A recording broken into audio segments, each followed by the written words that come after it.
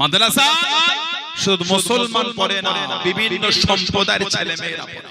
মাদ্রাসায় যদি জঙ্গি তৈরি হয় তাহলে সমস্ত সম্প্রদায়ের ভাই বোন মিলে জঙ্গি তৈরি করছে। মাদ্রাসার নাম শুনলে কিছু কিছু লোকের যে বক্তব্য বড় ঘৃণা লাগে। মাদ্রাসা শুধু মুসলমানরা চাকরি করে না, বিভিন্ন সম্প্রদায়ের ভাই বোনরা চাকরি করে। মাদ্রাসার মাস্টার আর শিক্ষিকা শুধু মুসলমান না, বিভিন্ন সম্প্রদায়ের আছে। এগুলো বলতে হয় না, শিক্ষাকে এত নোংরা কথা বলতে হয়।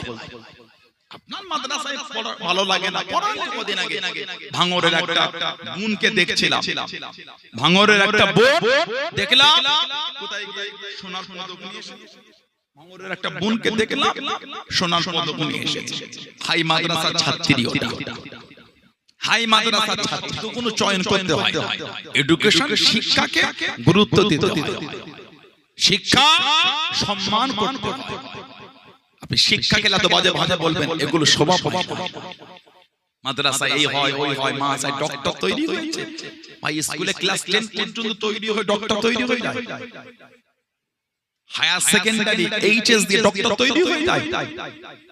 তার পড়াশোনাটাকে কি বলে, হায়ার সেকেন্ডারি পরে রুট চেঞ্জ করে মেডিকেল ডিপার্টমেন্টের লাইনে পড়াশোনা করতে হয়। ঠিক না ভুল বলছি?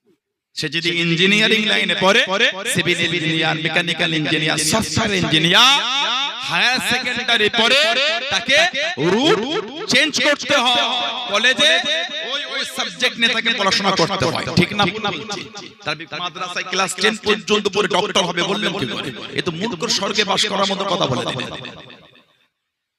মাদ্রাসা শুধু আরবি পড়ানো হয় না, বাংলা পড়ানো হয়। সমস্ত বাংলা সাবজেক্ট আছে, আমরা পড়েছি তো, জিওগ্রাফি পড়েছি, হিস্টরি পড়েছি, ফিজিক্যাল সায়েন্স পড়েছি, লাইফ সায়েন্স পড়েছি, আমরা পড়েছি। জিওগ্রাফি লাইট টেস্ট করেছি, ল্যাবে গিয়ে লাইট টেস্ট করেছি। হায়ার সেকেন্ডারি উচ্চ মাধ্যমিক আছে, এগুলো পড়েছি, স্কুলও করে। এটা মানুষকে নিয়ে, একটা শিক্ষাকে নিয়ে এত নোংরা কথা বলতে হয়।